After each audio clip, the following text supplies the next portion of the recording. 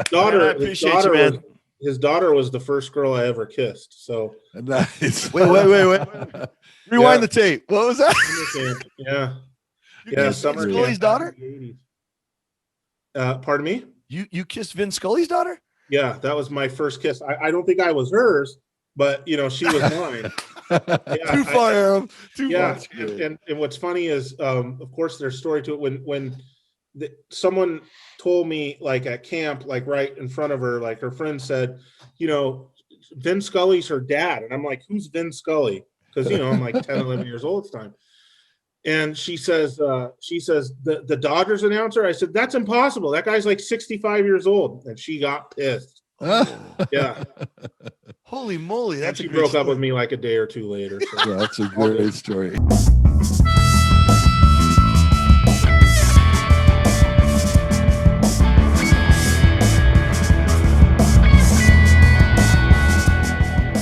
Hey, let's go. Let me shift gears a little bit here, because I'd like to kind of know a little bit more about you and where you came from, and kind of where your work experience and career kind of went to being a sports writer and doing your podcast and all those kind of things. Where'd you grow up, and what's kind of your story? Okay, so it's an interesting one. I've been in the SGV all my life. As a kid, lived in Monterey Park, San Marino, Arcadia. As an adult, Monterey Park, Pasadena. Where I live now. Work-wise, it's kind of it's an interesting thing. It's not your classic went to college, got a degree, interned and got a job. I was working at a gas station well into my 20s, 4 p.m. to midnight every night in Temple City, Monday through Friday. I was blowing most of my paycheck at the track or betting sports, really not going anywhere with my life. And a customer that used to come in and talk with me, he would buy cigarettes and whatnot, owned a weekly newspaper. This was in Temple City. He owned a weekly newspaper called SGV Weekly. So he says to me one night, because, we would always talk sports because he knew that I was into it. He says to me, you want to write like a column for my paper? Do you want to write? You want to do that? That's awesome. And me being, the idiot, the asshole that I am, I say, well, yeah, but you couldn't afford me. He's well, name a price. And I'm like, all right, $100, something to that effect. Now, keep in mind, his newspaper was written all by volunteer writers. Okay, nobody was getting paid. And here I am asking for a rate that at the time, people wouldn't even get from like the regular local newspapers. Right. Because I thought my opinion is just so phenomenal and all this stuff, and it's so great. And so I wrote a column for him, and it actually got good. It actually got good feedback. This is 2000. 2000. What high school did you go to, Aram?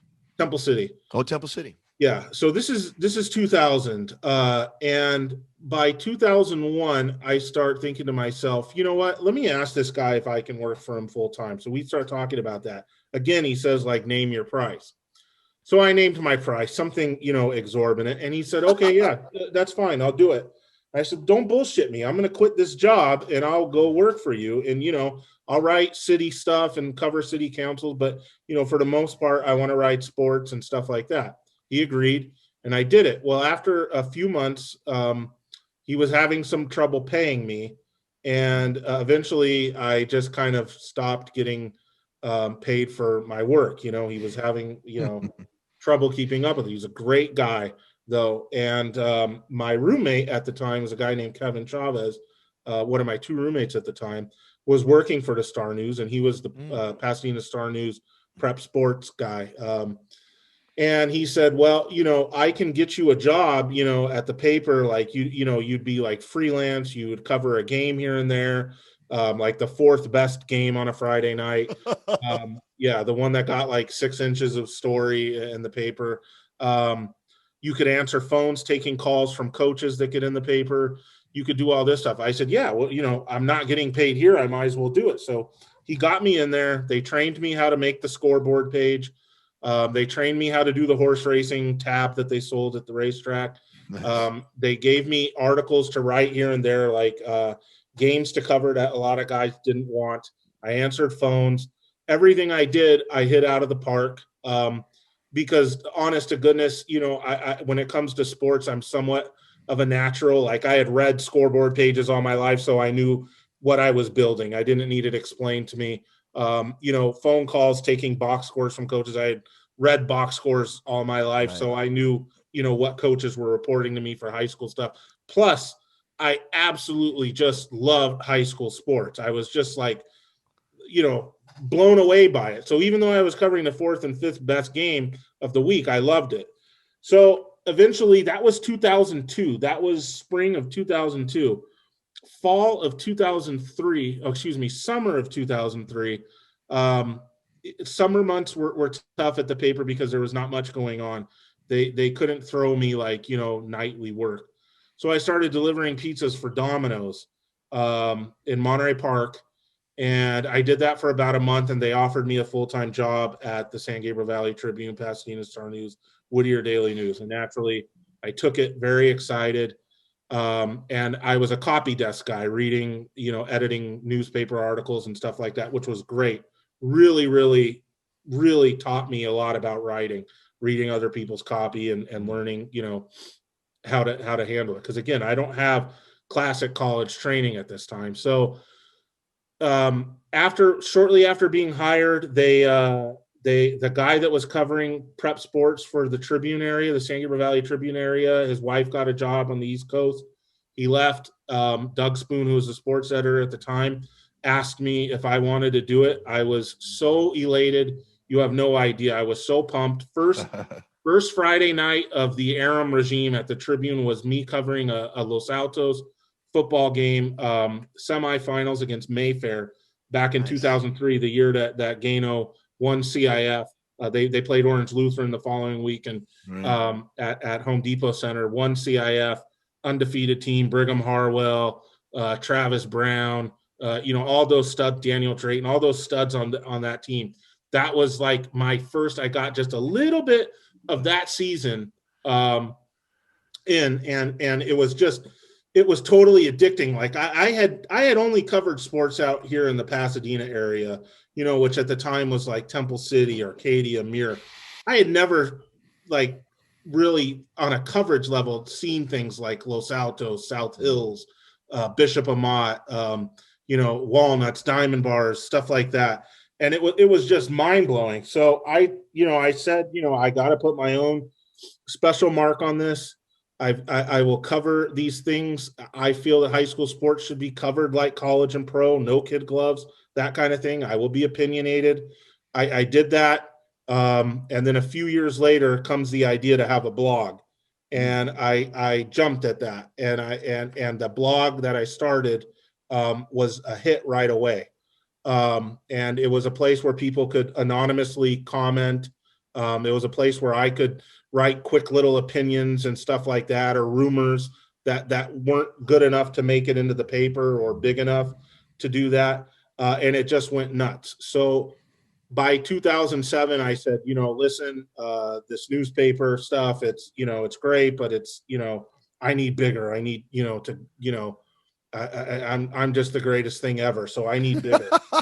Well, that was a great era of that Oh, Cal High sports and the Cal High blogs, sports. and there was so much information and commentary, and it was fun. I mean, Yes. some of it was if you were coaching, and some of it could be brutal, but if you didn't care about all that stuff, there was a lot of entertaining stuff going on. Yes, Yeah, and sure. it added to the games. I felt it really did build them up, which was great. And I always pushed a local thing, like go to your local game, go support your local high school team. And here's what, this Workman versus La Puente softball game means, and stuff like, and then all of a sudden, it got really big. But like I said, I felt like, I'm like on top of the world now and this and that. And I know this is successful and I'm seeing all the page views and I know I'm good at this. So I applied for foxsports.com. And stunningly, I got an interview. It was probably the best. That was the summer of 2007, probably the best interview of my life. I knew I had the job like 10 minutes into it, the boss there was taking me around to meet like vice presidents and stuff like that. I'm like, he's not doing this unless I've got the job. And sure as hell, like a couple days later, he offered me a job that was, so I'll give you numbers. I don't care. You know, starting at the Tribune at the time was making like $29,000 a year, which, you know, for a guy that was working at a gas station or, you know, at Domino's Pizza was actually all right. I went out and bought a used Lexus and everything. That's awesome. I got a car payment, and Fox comes along and the guy offers me 55 grand a year. And I almost passed out. I remember I was outside the Tribune building and I knew I would be making more money, but I didn't know about that. So I almost passed out. And so I took the job. So I worked at Fox Sports for 2.5, almost 3 years. And it started to be, I remember the first year that I was like the college football editor, and I was like in charge of their college football section front. And I remember, you know, they were combined with MySpace at the time, the social media site. MySpace. Yeah, we worked in an office in Beverly Hills. So now keep in mind, I'm going from a newspaper in West Covina, Irwindale border that, you know, was on this, like, it was like an industrial plant, but also an office. I'm going to that to now an office in Beverly Hills with valet parking. So when I get to work, they valet park my car. They give me a free meal every day at their commissary. And it's just incredible. And the women are just like the most beautiful women in LA. They all work at MySpace. But what starts to happen is the Friday nights would come, and I had started in August, and Friday nights would come in September and October. And I would be following the blog, and I would be following Fred Robledo and all this stuff. And I would really be missing being out there, you know, for Friday Night Lights and covering it and making, you know, big deals of it on the blog and stuff like that. I really missed it.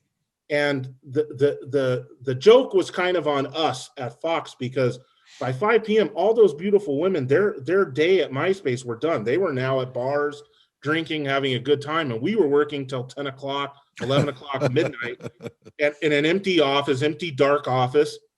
And it started to wear on me almost immediately. And I kept talking to Freddie, and just over the course of a couple of years, I just decided that, you know, I kind of wanted back in. I had some disagreements with the boss at Fox Sports, and I resigned. I kind of just quit on the spot. I wasn't happy there anymore.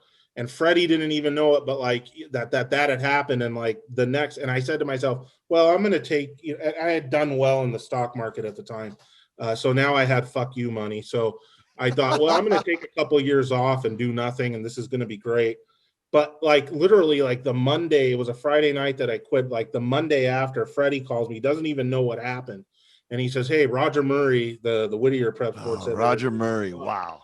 Yeah, he just resigned. That position's open. If you want it, you better jump at it, because you know how hard it is, you know, to get positions at the newspaper. So I said, yeah, I guess. I'm like, God, you know, here I wanted to take a couple years off, but yeah, I'll take it, you know. And fortunately, you know, Steve Hunt, who was the managing editor at the time, the greatest prep sports writer ever, the late Steve Hunt, sadly, he hired me back. We went out to lunch. He hired me back. And I from 2010 to 2017, I was there. Then they had massive cuts. They started doing buyouts. They decided for some stupid reason that in a business that flows on page views, that the thing that got the most page views, which was the prep sports, that was going to be the first area that they cut, and that we don't need 13, 14 prep sports writers. So it was the editor, the guy who's there now, Tom Moore, it was his choice as to who he wanted to keep. The San Gabriel Valley wasn't going to have more than one staff writer. You know, he urged me to take the buyout. Let me ask you a quick question, because that kind of seemed to be the way of all those sports writers went the way of the dodo kind of thing. You know, I remember, you know, the Press Telegram was like they covered everything known to mankind, and Right. every school got made, and then they went and started covering way less, and Yeah. the Times completely ixnayed all the sports writing for the high school Right. stuff, and it really seemed what was the factor that was going on that that made that again made that happen. I have absolutely no idea. I can tell you that I resisted taking the buyout, and they said, you don't have to take it. We just suggest that you do, even though the writing was on the wall. And so when I had a meeting with the sports editor and the managing editor, I was asking basically what you just asked, Chuck. I produce a lot of page views. Why would you be looking to get rid of this department? Why would you be looking to cut it and stuff like that? I did not get. I didn't get a good answer or one at all. It's still a mystery to me today. Maybe just personalities clash. Maybe they didn't like me. I sometimes thought, at the time I was mistaken as a Trump supporter. That quite possibly had something to do with it. Obviously, I'm not at the time I was, but once he botched the pandemic, I couldn't stand the guy. I think, I don't know if that had something to do with it, but they told me in very certain terms, if you don't take the buyout, then we're going to be moving you to be a police reporter at the LA Daily News, which would mean you would have to work like certain shifts in the San Fernando Valley and Woodland Hills. And I think they knew there was no way I was going to do that. And so, and then they also said, the managing editor said, like, I will eventually lay you off. So I was like, okay, give me the buyout then. So I took the buyout. It was very sad. It sucked. I took a year off, and then they were willing to have me come back and cover high school football, or even I only wanted to cover high school football. I didn't want to cover the other sports. So I did come back for 2 seasons and cover high school football with Freddie, which was fun, and do all the videos and stuff like that. But eventually I just I've learned that having a job and a career, or I guess how would I put it, having a job and making money are two different things. And now I'm making money for the first time in my life, investing, that type of stuff. And so I couldn't even part-time do the sports writing stuff anymore. And it's a terrible industry. It's fun. It's very fun, but it's a terrible industry, and it's a dying one too. And it's very hard, like when you're covering high school sports and you love the hell out of it, and they keep cutting it and cutting it and cutting it. And like you said, it gets to be a smaller portion of the coverage, smaller things in the paper. It's very hard, to deal with. I think they completely missed the boat on high school sports, and that could be argued, but so I started the podcast just because I wanted to keep like a toe in the water. And I started it really because the first one, I think I started it as like a boxing betting podcast, because I thought that was a niche. Sports betting's taking off and nobody talks about boxing betting, but not many people listen to it. But then I did one on the Trinity League media days, which is me going off like what a joke this is. And it actually got like, quite a few views. And then so I just said, okay, well, let me try this podcast kind of in my spare time. And it's been fun. It's not profitable, as you guys know. I mean, everyone's got one, and you really gotta, I don't know, catch lightning in a bottle to get it going. I interviewed Michael Spinks, the former heavyweight champ, the guy that lost to Mike Tyson in that huge fight, but I mean, is a Hall of Fame boxer, one of the greatest of all time. That was his only loss. I interviewed him, and as you like look right now at this moment, me interviewing Michael Spinks on my podcast has 92 page views on YouTube. That's it. Nobody cared. But me doing a podcast just by myself, going off on MAGA coaches, has 1,000 views. Wow. So you don't know what the hell's going to work.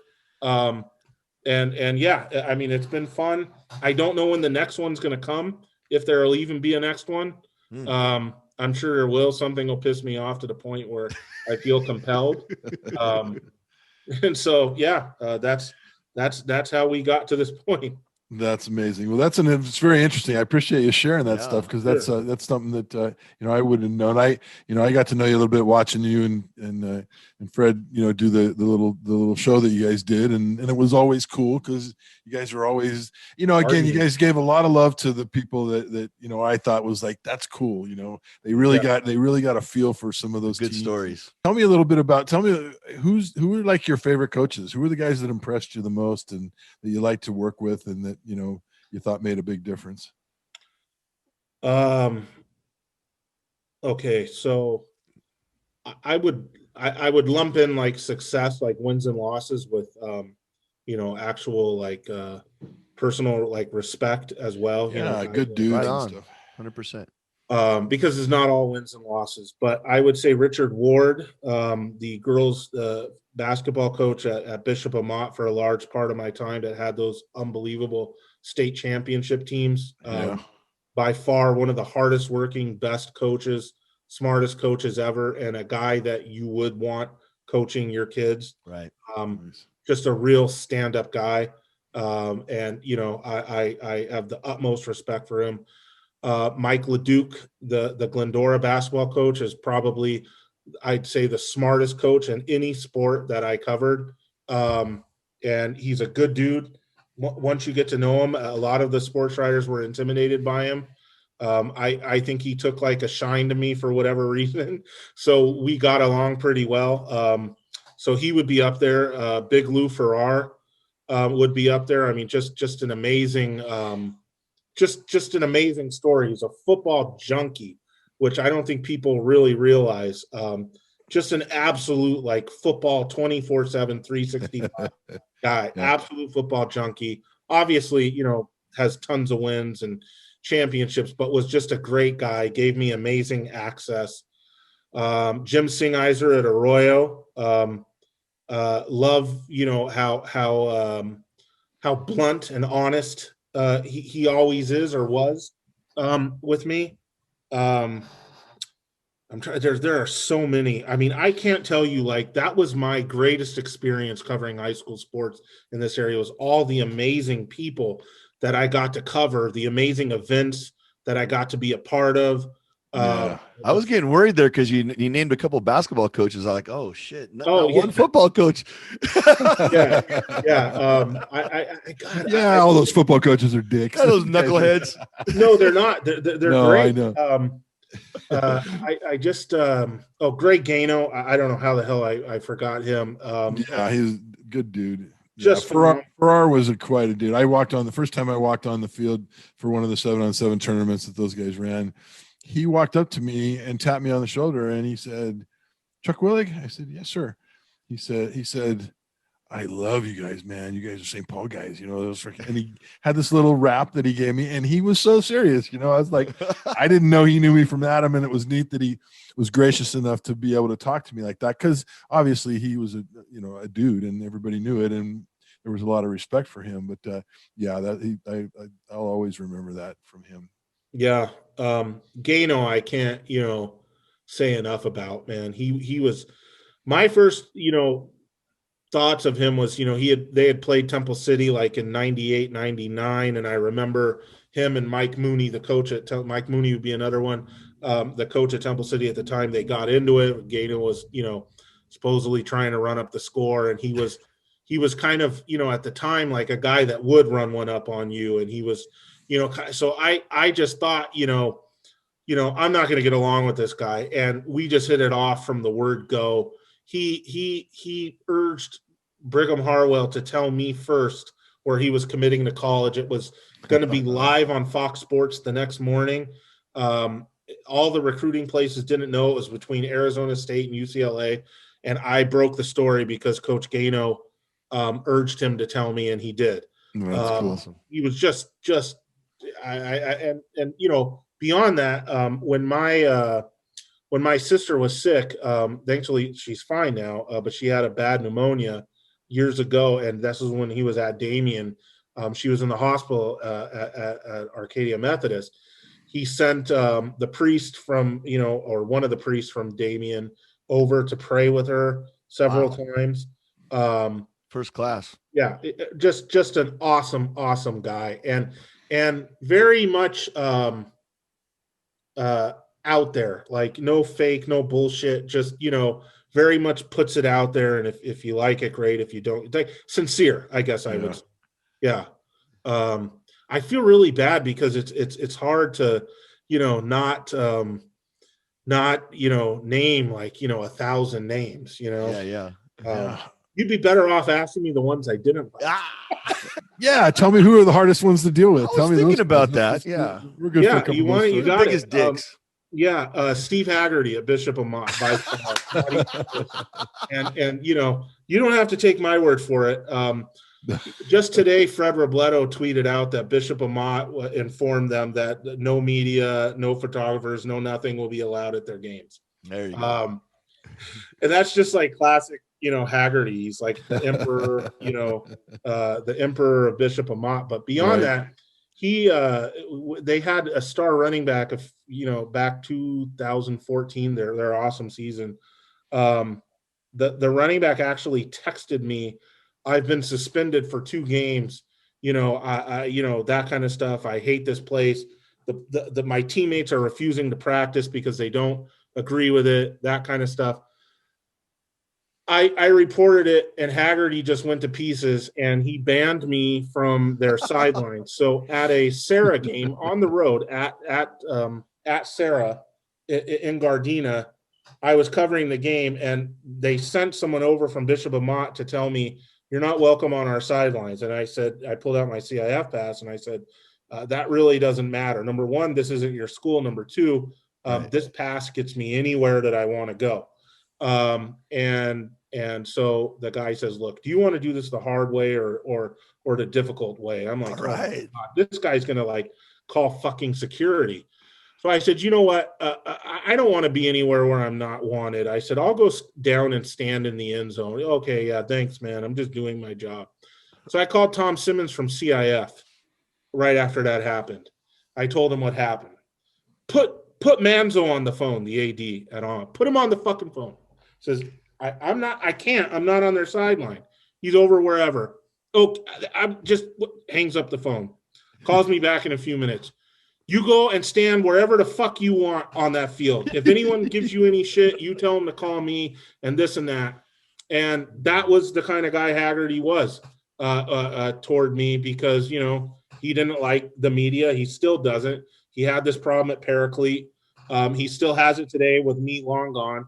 He eventually came to the office and complained to the sports editor about me because people were commenting on my blog, and it wasn't me. It was just readers. And he was saying that that's Aram's fault because, and the sports editor was like, "Why? That it's not Aram writing it. It's just readers. It's anonymous readers." He had like a real problem with that, so much so that he actually came to the office and wanted to get me in trouble. So Aram, if you're a coach at that level and you're spending time reading the blogs, fucking sweating, that's an ego issue. That's a problem, right? Which is the problem. I compare like that whole situation at Amat to North Korea. Like right now, no one in North Korea is going to say anything about the supreme leader, but you can bet if the guy ever gets taken out or resigns, in Haggerty's case, or gets let go or whatever it might be, that whole place will celebrate. Keep in mind, he's the guy that, combined with their regime, that got rid of their tailgate, their legendary tailgating experience. They've kicked the fans out. Now they have to be on the curb on Orange Avenue. They can't tailgate like on the school premises and stuff like that. It's just, look. I'll tell you what, we'll have to get together sometime and do another one where we just talk about those kind of stories, because I have amazing Amat St. Paul stories, coaching against the Servite guys and those kind of things. They're legendary, and I love it. It's really some funny stuff. But I mean, who else was tough to deal with? Oh gosh, they're real. Mike Hobby, the coach at San Marino that won CIF in 2015. That was really an interesting one. I had a couple years earlier in a playoff game at San Dimas, they were running for like 10 yards a carry on San Dimas's defense. For some reason, he kept having his quarterback pass, and the guy got intercepted 3 times. The third time, and it was in like a little bit of a misting rain. The third time cost them the game. They were driving for the winning score, or to put the game away. The guy gets intercepted, and it was like, why the hell are you passing? Which I came out and questioned the play calling. Why would you be passing?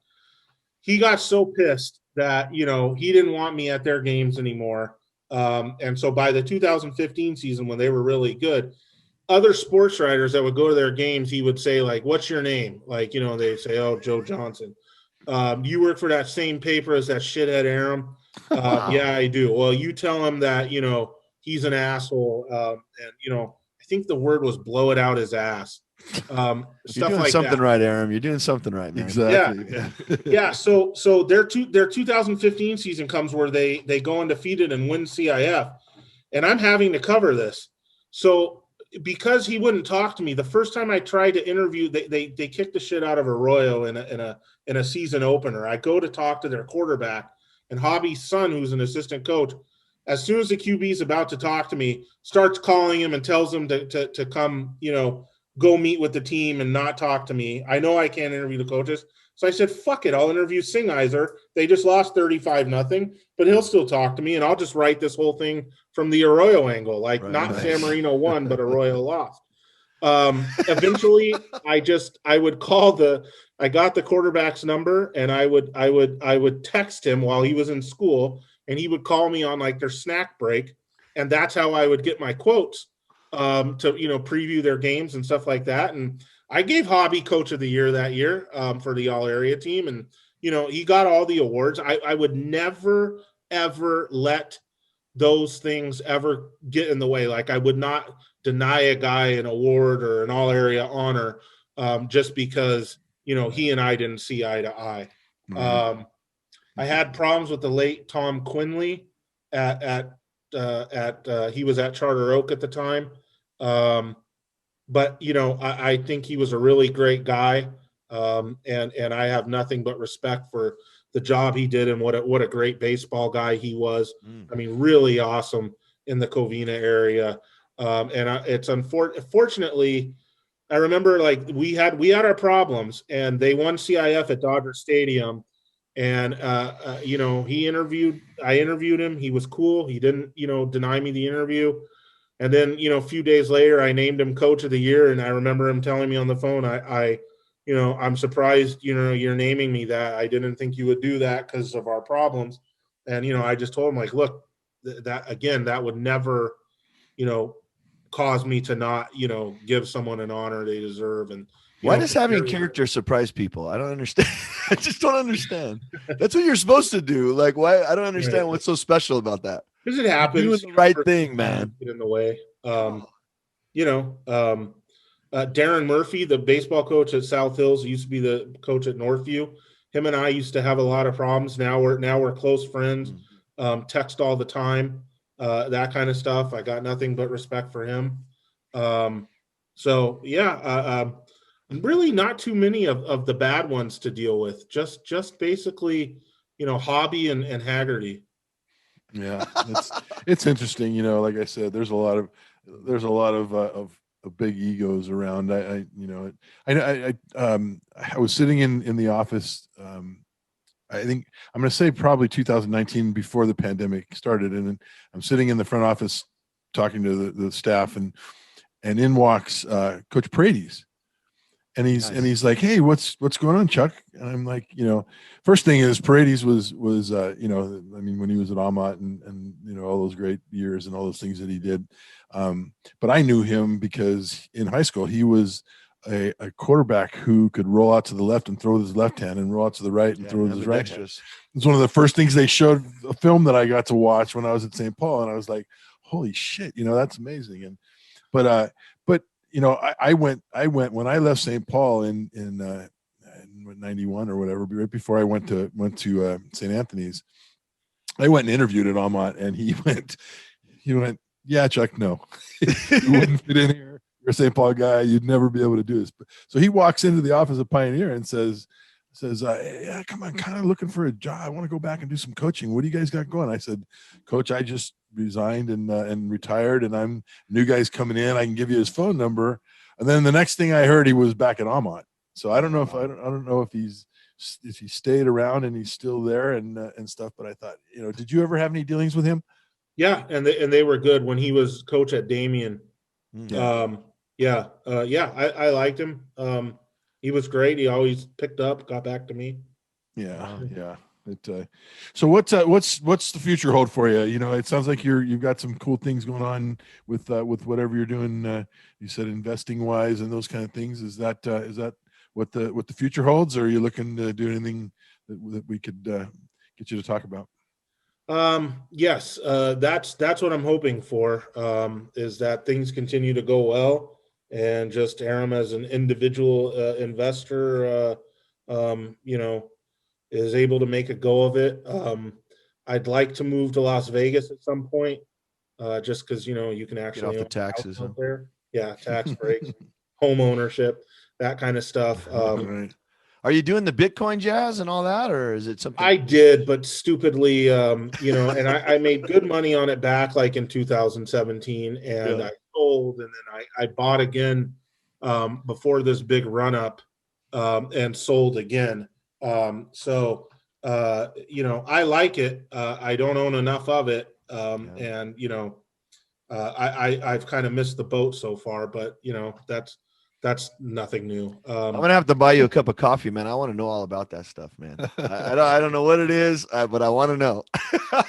Absolutely. And as far as sports media stuff, I've always, I've had like a few people talk to me about starting my own thing, and they would back it, and we could do it. I've even got like a couple people that have, without me knowing, bought URLs that have my name in it. Oh, and wow. stuff like that. Yeah. And told me, listen, I bought these URLs. Like, if you want to do this, like, let's partner. We can, have ads. But nobody can really give me a concrete like way that this would be profitable and make money. Yeah. You had a couple very successful Long Beach prep sports writers that during that whole buyout thing that I mentioned, they also took buyouts and left the newspapers themselves and started their own thing. I think it's still going, but I don't know, that they're banging out a living with it. I really don't. So, I don't really work for free. The podcast is one thing, but to be doing it, day in, day out and stuff like that, Sure. I would need like, some sort of way to believe that it's financially feasible or profitable. Yeah, I don't know. Maybe we'll get lucky with the stimulus stuff. I just heard that Biden's planning on coming with a second stimulus plan that's even more expensive than this one, and it might shoot us right into some real prosperity somewhere. There you go, man. Right, soon. yeah. So We could I buy I might got some be- mine Bitcoin. this might be morning, it. Coach. Yeah, So- got mine this morning. Well, I'll tell you what, man.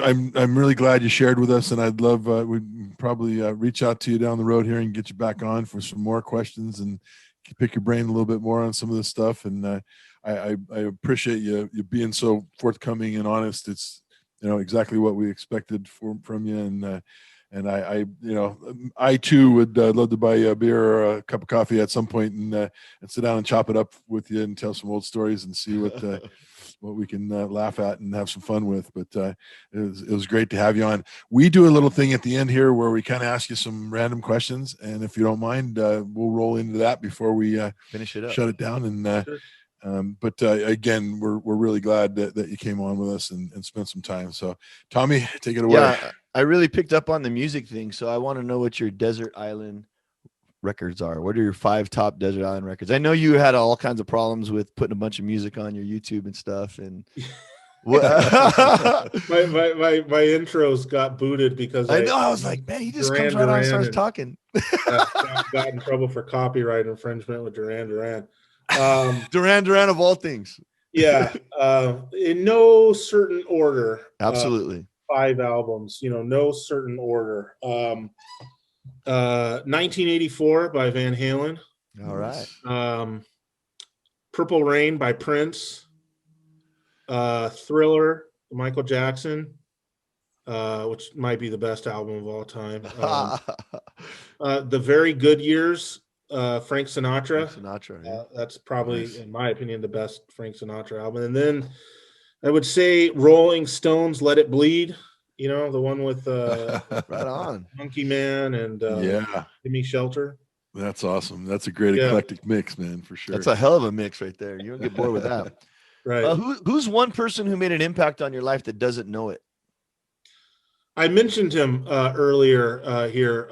My former roommate, Kevin Chavez, you know, who had long left the business, but he, through his example and also taking time with me, taught me how to be like a coherent writer. Would point out my mistakes, which is very important, you know, in the beginning, and you know, and just really taught me kind of the language of sports writing and stuff like that, and you know how to just be, like I said, a coherent writer. So I would say him, maybe because we're, you know, such good friends and we're roommates for so long. He doesn't know that, but I will definitely make sure he sees this so he knows. You're gonna have to give him a call. Tell him Yeah. to subscribe. There we go. Yeah, we will. What's one thing every young athlete should know? That there's life after high school sports. There's life besides it. That you know, wrapped up in that is that you are playing for memories more than anything. You're not playing for, you know, scholarships. That's great if it happens. You know, a championship memory is phenomenal, but so is, you know, a 2-8 season where you beat your main rival. There you go. And that, you know, that there is life after it, that you are, even if you do make it to college. And it's so cliche that everyone talks about like the pyramid and all that stuff. Yeah. You know, how few kids actually make it to college than how few play in the NFL. It's cliche, but it's true. And you, it's hard when you're that age, I imagine, to grasp that. But, you know, there are bigger things on your horizon. And to take risks, take chances. You know, if you see something you want, go after it, put your heart in it. Right on. That's great advice. If you had Bezos money, what would you spend it on to make your country or your community stronger? Community wise, I would say not that I don't have respect for it now, but a better schooling system where Right on. teachers who I think they're paid pretty well now would be even better paid, and facilities would be, you know, nothing would be skimped on there, you know, because I have Bezos money. Chuck, I like this. I like this guy, Chuck. I'm a teacher. Yeah, right. Exactly. You know, He's already giving me a raise. He's already giving me a facilities raise. would just be great. You know, an extreme emphasis on education because I say this like, you know, take it from a dummy. I didn't finish college. I dicked around and, you know, like I said, I ultimately ended up working at a gas station and I had to take the hard road, you know, to get, you know, a career going. So, you know, what I would do is really invest in education and the importance of it, and not just traditional education, but trade education. Trade. Like, yes, you know, Absolutely. Plumbing, electricians, you know, things like that. I told my wife, the weight room at Villa Park High School where I teach is the ex auto shop. I mean, they got the roll up doors and everything. I'm like, what happened to that? That's right. That's way better. Right. It's critical. All right, we're gonna do the speed round. All it is, I'm just gonna give you two choices and you just pick one. The first one. That wasn't the speed round? No. That was the warm up to the speed round. Yeah, that was the we're not gonna comment round and waste your time. All right, here we go. Elvis or Jerry Lee? Elvis. I'm not, who is Jerry Lee? Jerry Lee Lewis. Okay, yeah. The piano guy. Elvis. Mhm. Beatles or Stones? I think you already answered that. Stones for me. Chuck D or LL Cool J? You know, as a kid, I'd have said Chuck D, but I didn't realize what I was listening to was actually like, the movement. So not that I have any problem with the movement, but I'll go LL, you know, a little more dancey vibe. Got a couple love songs for you. I'm Right? talking too much for the speed round. Yeah. Okay. Yeah. Go ahead. It's any way we make it. We can go anyway. Ford or Chevy? Chevy. Coke or Pepsi? Coke. Whiskey or tequila? I don't drink, so yeah. Like, Back when I did drink, I'd say whiskey All right. mixed with Coke. Yeah, exactly. Android or iOS? Android all the way. Baseball or football? Football. Blonde or brunette? Brunette. J-Lo or Selma? Man, Selma. God. Are we talking like Desperado? Yeah. Yeah. Yeah. Uh-huh. There's a little image that pops in your head. Batman or Superman? Jeez, Batman. World War II or Vietnam? In what way? Any way whatever pops in your head, man. I'm a psychology teacher. World War II, Right. the most incredible, mind-blowing thing, Yeah.